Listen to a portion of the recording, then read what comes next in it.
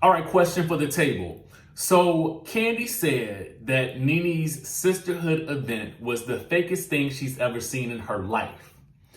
My question to you is this: which was more fake, Nene's Sisterhood event or Kandi sitting at the table letting Tanya tell her about the cookie lady while Kandi pretended to not know anything about it?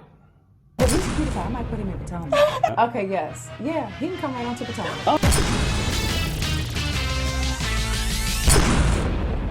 All right, what's up, y'all? It's your boy Richie Scott. We are back with another video, and I want to thank you guys so much for tuning into the channel. If you haven't done so by now, go ahead and hit that subscribe button down below. Hit that notification bell button so that you can be clued into when we drop new content right here on this channel. And with that being said, let's get into what we're going to be talking about today. Now, first things first, we've got, for all of you Kenya Moore fans, I've got a special treat for you, okay? For a lot of you, you seem to think that I hate Kenya Moore. I'm not necessarily sure why. I think she's great for the show. She's just in the news a lot, and she does a lot on the show. So we have to talk about her. But for those of you out there, we've got EVA basically giving us the real tea on Miss Kenya Moore, and you are going to want to stick around for that. Next, we have Kandi. Now, Kandi had a lot to say in her speak on it in this week's for this week's episode. And in it, we discuss, well, she discusses the fakeness of Nene's Sisterhood event. But as I asked you guys earlier in the video, which is more fake? Nene's Sisterhood event or Kandi sitting at the table with Tanya, acting clueless about this whole cookie lady situation when she was one of the people who knew from the beginning, okay? Now, then we're going to be discussing the episode. I would have done that yesterday, but yesterday we had so much news to cover. The video ended up being like 20 minutes long, and I didn't want to make y'all sit through another 20 minutes of me dissecting and digesting every single thing that happened in the episode. But guess what? I got you today. So stick around for that. As you guys can see, we have a myriad of things to discuss, and we're going to get into all of that right now. But before we do so, make sure you guys text me. Yes, you can text me now. Oh my God. Yes. Go ahead and text me. It's really me replying back to you. I'll be sending you guys out messages, alerts, and some new things that I'm doing so you guys can keep up with me and I can keep up with you. Okay? And I try to text back as much as possible. But, give a brother a break, okay? Give a brother a break. With that being said, let's go ahead and dive into today's topics, shall we? Yes, we shall. Okay, first things first. Miss EVA Marcille, I'm assuming she's doing some type of press out there somewhere. Anyway, someone caught her on a live, and basically she was giving us the real tea about Miss Kenya Moore behind the scenes, what she's really like. She's spilling the details on who Kenya Moore is behind the scenes and what she's actually like to the rest of her castmates. So take a listen to this and then we'll discuss. So when it comes to what really, really matters, when Kandi, Cynthia, and y'all ready for this? Kenya, I don't care what nobody say about Kenya. I rock with Kenya Moore because Kenya she shows up when ain't no cameras around, when nobody is here to talk about it, when you don't put it on Instagram. My bassinet my baby sleeps in right now, Kenya gave me, put together, personally delivered to my house. Like, that was never on TV. You'll never tweet about that. Christmas morning, good morning, Merry Christmas, Sterling, just little stuff, you know what I mean? If something she sees on Instagram or something she heard, she'll call me personally. Like, I appreciate who Kenya is, the fullness of Kenya. I think you guys see one part of Kenya that's great for TV. I think she's amazing for TV, but she is, if I had to kill somebody and bury somebody, I would do it with Cynthia and Kenya. Well, see, the problem is that people forget that you're more than one person. So, like, the you at work is not the same person that your homegirl sees. And it doesn't mean that you're two-faced or anything. People are layered. And oftentimes for this show, because there's so many characters on the show and so many stories, there's really, and to Bravo Productions' defense, not enough time to show you everyone's, full person. Because there's so many people on the show. But, I can say that Kenya is good people. She is well-intended. She has a good heart. Now, y'all know the other stuff. She petty. She the shade queen. She'll read you for filth. You know what I'm saying? She low blow. She do all of that stuff. I'm not talking about what y'all do know. I'm talking about what you don't know. And what you don't know is she's stand-up. All right, well, there you have it. Kenya Moore is just like us, okay? She is one way at work and then another way outside of work, okay? Well, listen. To be very honest with you, Eva made Kenya Moore sound really sweet and like somebody who was really down for her friends. You know what I'm saying? What we may see on television, as with most reality stars, is typically what we see on television. People are layered. People have different, they have layers, okay? They have layers. And so what we see on TV obviously isn't the full story with Kenya Moore, and that makes me actually very happy, okay? It makes me very happy because I feel like sometimes, particularly in light of this whole Cookie Lady situation, that wasn't the best look for Kenya, and we all have to be very honest about that. It really wasn't. Calling Tanya, see you next Tuesday, not the best look for her, and I'm glad that she is, as she stated on Watch What Happens Live, I'm glad she sort of regrets that moment. And that's okay because we will all have those types of moments, and I'm sure she will get her opportunity to hopefully apologize to Tanya to her face, okay? That's that on that. Moving right along, let's get into Miss Kandi Burruss and the fakery that was the alleged Sisterhood brunch, okay? At least according to Kandi. Now, I watched Kandi speak on it because, I was waiting with bated breath to see what she had to say about this whole episode, and she really didn't disappoint, you know what I'm saying?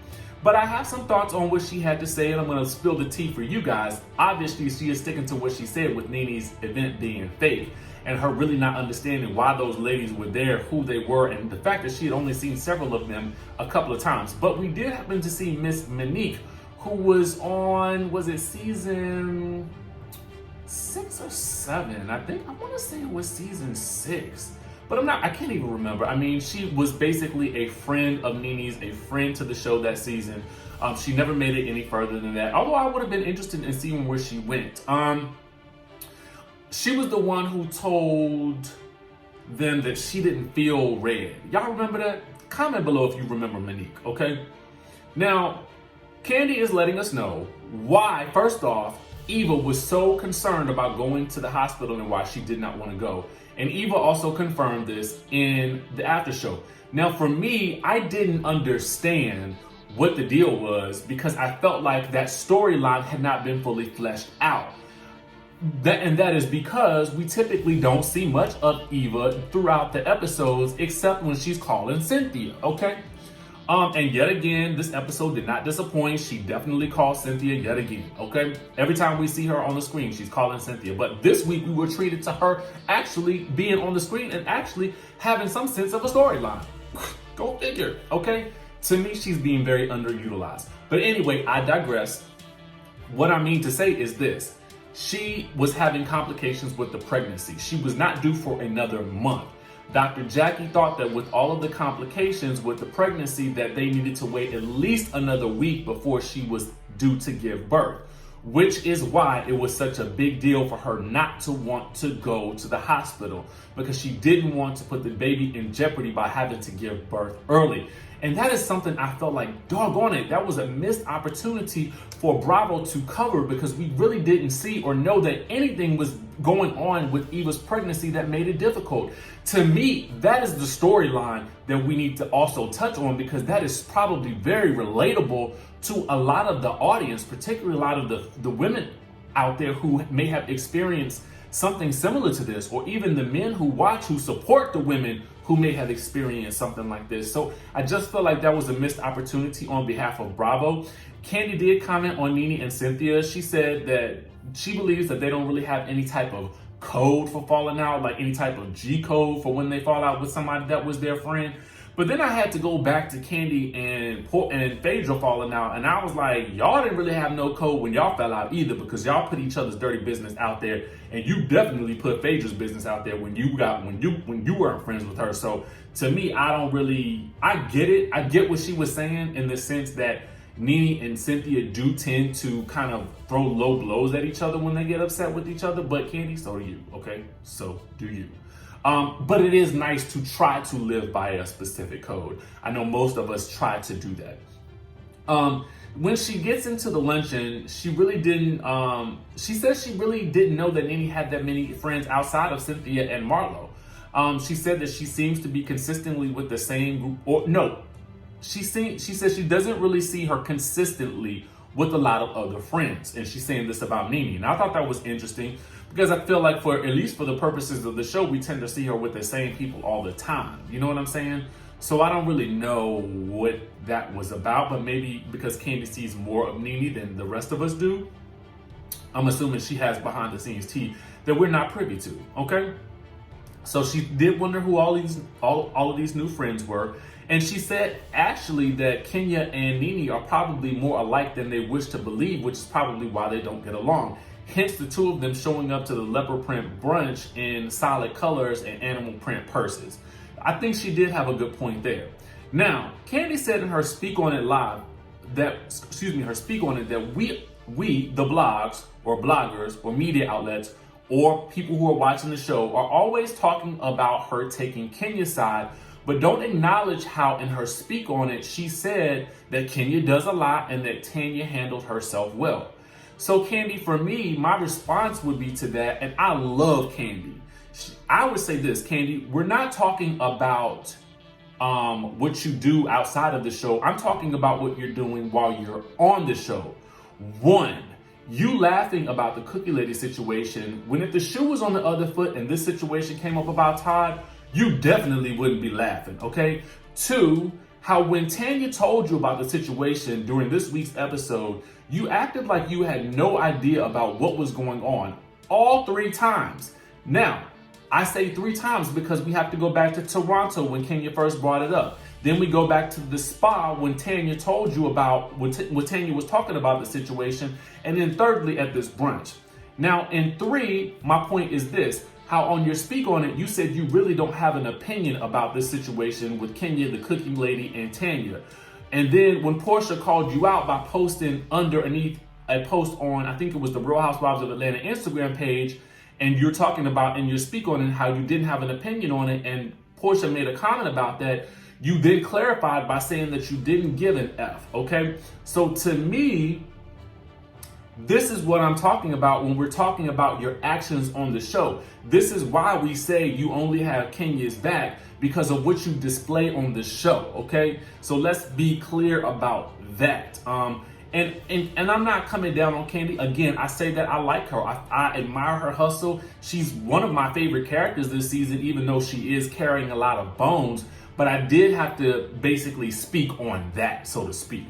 Now, she felt like the Sisterhood brunch was some fakery because she felt like the ladies on the show fall out all the time and they don't, and she doesn't really fall out with her friends like that in real life. And I get that. I get what she's saying, but I also, again, go back to my original question. Which to you was the most fake? Nene's Sisterhood brunch, or the fact that Kandi sat up in Tanya's face, sat there and listened to her talk about this whole situation with the cookie lady, but not once said, I knew about this situation from the beginning, okay? Just answer me that question down below whenever you guys get the opportunity. Now let's switch over to our commentary about the actual episode itself, what I did not comment on already, okay? So I want to say kudos to Bravo for this amazing intro, golf clap on that. I did appreciate you guys giving us a great retrospective of everything that Nene and Cynthia have been through over the years, okay? I appreciated that, especially in light of this being the episode where they finally have this sit down. But I would like to comment on one thing. I think that this sit down would have done better to have occurred earlier in the season, because I feel like there was no reason for it to have gone on for this long without them having some level of conversation. I understand that that you guys maybe wanted to have Nene work herself organically back into the situation, but I felt like it would have been more organic had they had this conversation in the beginning, in light of how much drama they had at the ending of last season and how much drama had gone on during the off season. But I digress. We start off with Nene at Swag with Marlo. We see that Cynthia sent a gift and an invitation for a one-on-one. Nene's happy about it, and she's planning to also do a leopard print brunch, okay? Yada, yada, yada. Okay, so with regards to the next scene, Cynthia and Kenya are getting together to discuss Kenya throwing Cynthia under the bus with Tanya and the cookie lady, okay?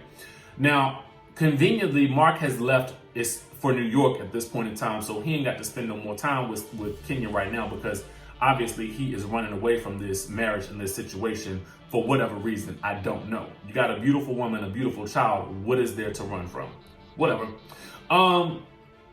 Now, Kenya is annoyed that Cynthia didn't tell her that she talked to Tanya, which I would be annoyed too, but the fact of the matter is, Kenya brought up the situation in Toronto, dangled it in front of Tanya, and I felt like Cynthia really had no choice but to do the right thing and tell Tanya that that gift that she was dangling was for her, okay? Now, what she should have done at that point is been a real G and called Kenya and said, yo, I just told Tanya what was going on. So you know, and everybody knows, and it's out on the table, okay? Now, what Cynthia should have done, again, in real G format, was she should have also said to Tanya, I invited this lady out because I felt like if she had this stuff to say about you, then she should have said it to your face. But I didn't tell you that I had invited her out to an event that you could possibly be at. And she could have ambushed you earlier in the season. That's what Cynthia really needs to apologize to Tanya for. And she needs to apologize to Kenya for basically outing her friend with that whole situation in general. But I am glad that Kenya outed Cynthia in that way and threw her under the bus, because I felt like it needed to be known and it needed to be said so that we, the audience, can see what really goes on with this whole show. And we can also see that Nene was correct in her summary of Cynthia, being that we, the audience, have never really seen maybe the real Cynthia, okay? And so for me, I felt like, oh, so there's many different colors and layers to Miss Cynthia Bailey other than what we see on the screen, okay? Because we would happen to believe that she is mild, meek, and definitely not, you know, the pot stirrer that we really can see that she possibly is now. And does that make her a bad person? Absolutely not. Absolutely not. She's on a show where people stir the pot all the time. So what I would appreciate is just her living in her truth in every regard. And I feel like if she did that, then she would not have so many issues with her more opinionated friends, okay? I feel like that is Cynthia's main issue. I was happy that Kenya apologized, because I feel like now putting together what Eva has said and now kind of watching sometimes Kenya move, I feel like I like seeing a more grounded Kenya when she is definitely in that state of either nurturing with the baby, you know, seemingly trying to cater to Mark, but also being apologetic and being humble enough to admit, you know, when she was wrong or that she is sorry for something. Now, when Cynthia goes on to ask Kenya about whether or not she thinks that Mike might be still cheating, I don't really know that I would have gone to Kenya for marital advice in that moment, seeing that her marriage was on the rocks and you know it. The last person that I probably would ask, I wouldn't ask anybody else about that. The fact that we exposed it on television is one thing. So now the world is going to be watching out for whether or not this man is creeping around in the streets with some other woman. And the world will let you know, Cynthia. So there's that. He put himself on blast in that scene. And I have to actually say now, that was pretty courageous. And it was really nice for him to let us behind the scenes of what he used to be like. But it was also a great way to sell copies of that book. Anyway, moving right along. So we see Eva on the phone with Cynthia again. Eva has a test at the doctor. I love seeing a Dr. Jackie cameo. Okay, so I want to say, let me dive into this whole Nene and Cynthia situation, and then we're going to just jump straight to the jungle brunch, okay? So Nene seems most annoyed by being called a toxic friend. I can understand that. Nobody wants to be called or seen as toxic. And honestly, if you're going to call me toxic, I'm going to need for you to count the ways, okay? I'm going to need you to show me a diagram and a flow chart of how I have been toxic and what the effects were on you as a person, all right? So if you're going to be able to toss that that word out, you're going to have to prove it to me, okay? Because at that point, if you can show me the flow chart and the diagram, then I'm on board with giving you an apology for being so toxic and ruining your life. But having said that, they start off with a toast to new beginnings, which I think is appropriate for how this conversation all ended. Like Kandi, I felt like this situation was hyped up a little bit more than what I was expecting it to be. I told you guys about it last week in my video. We saw pretty much how it worked, how it ended up. I will say that there was something that I thought that Cynthia said was very interesting. Cynthia said that when Nene ran out, she said Nene's struggling to have any accountability or own any of this. I agree with her up until that point in the conversation. It did seem like Nene wasn't really owning her part in this, and she was just counting how many times Cynthia had said or done things. But as one of you guys pointed out, Nene also said certain things on her YouTube page as well as in interviews. So they're not really probably going to pull up her YouTube page, but they will pull up the interviews because the press is more, it's easier to pull that type of stuff up because the YouTube page will look, I guess it will look maybe odd on TV. I don't really know. Although they did pull up Tasha K from YouTube, but you know, and that looked great. So I don't know. You guys let me know what you think down in the comment section below. If you ever heard Nene say more than what we saw her say on that podcast with Laurel, let me know. Anyway, and Cynthia also says she's going to take the high road. Now, I do agree in most situations, one person will usually have to take the high road first in order to knock the wall down of the other person and get them off of that whole being on the defense, okay? I agree that, and I'm so super glad that Nene finally broke down, and I felt like, to me, it felt genuine, it felt real. I felt like there was genuine remorse there on both parts.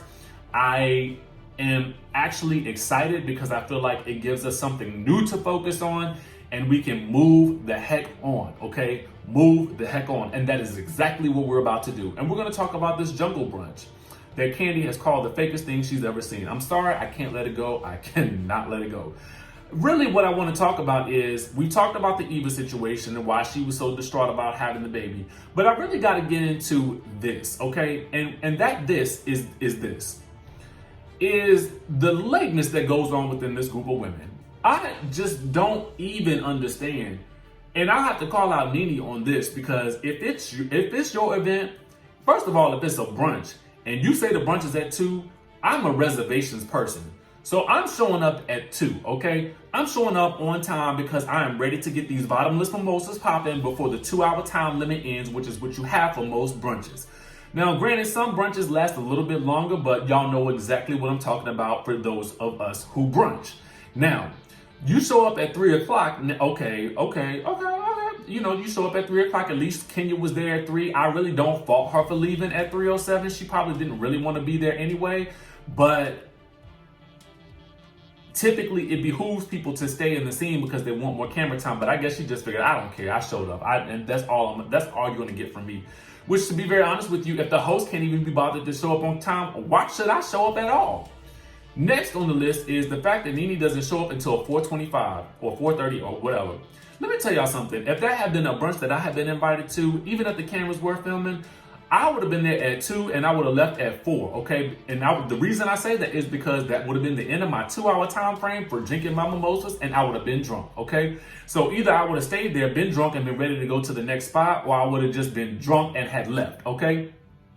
So by the time Nene does show up, she ends up she brings in all the ladies from, I think probably from her Ladies of Success group that she is, you know, typically advertising on her Instagram and on her YouTube, which I thought would have been a great way for her to introduce that group, but she didn't really give it a name at that point in time, and maybe she didn't have the name for it then. I don't know. But what I do know is this. She had the nerve to complain about Porsha being late, but she was only 25 minutes after you. So if Nene came in at 4:30, Marlo had to at least come in at about 4:45, and then Porsha would have had to show up at what, 5:05 or something like that, or 5, or maybe, you know, 4:55. So really, for real, when you 2.5 hours late to your event, you can't talk about nobody else being late. Just thank God she came. At the end of the day, thank God she came. But anyway, again, I posed to you guys this question. Overall, what did you think of the episode? Did it give you what you needed? You know, was it enough to quench your thirst? You know what I'm saying? Also, too, let me know which you thought was faker, Nene's sisterhood event or Kandi sitting up in Tanya's face, acting like she didn't know nothing about this whole cookie lady situation. Let me know down in the comment section below. Listen, make sure you guys hit the subscribe button, hit that notification bell button, and y'all know the drill. I'm gonna see you in the next video.